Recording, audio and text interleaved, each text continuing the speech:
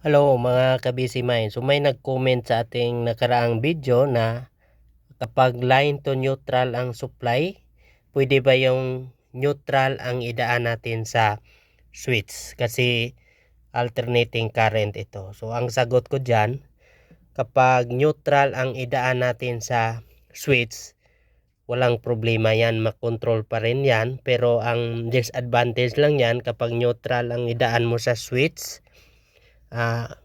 posibleng maaksidente tayo kung hindi natin alam ang ating ginagawa.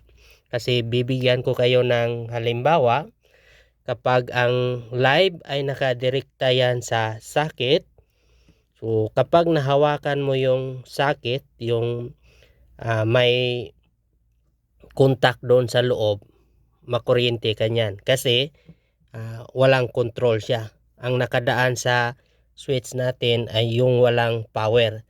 So kailangan talaga kapag line to neutral, ang line or live wire, yan ang dadaan ng switch para safety tayo. Halimbawa sa pagpalit ng bulb, kahit hindi na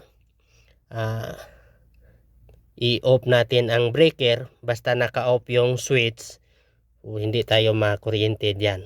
Kasi ang live hanggang switch lang yan. So sa nagtatanong pa rin kung anong tawag ang cable na galing sa switch, ang tawag niyan ay return cable. So ang pagkontrol ng ilaw, line 1 dadaan ng switch papunta sa socket sa ating ilaw. Yung line 2 naman, direkta na yan sa ating socket. So ganyan ang mga basic na pag-wiring sa ilaw. Okay? Kung may idea din kayo sa mga electrical na trabaho, paki-share naman sa comment section. Okay? Bye-bye mga ka-busy mind.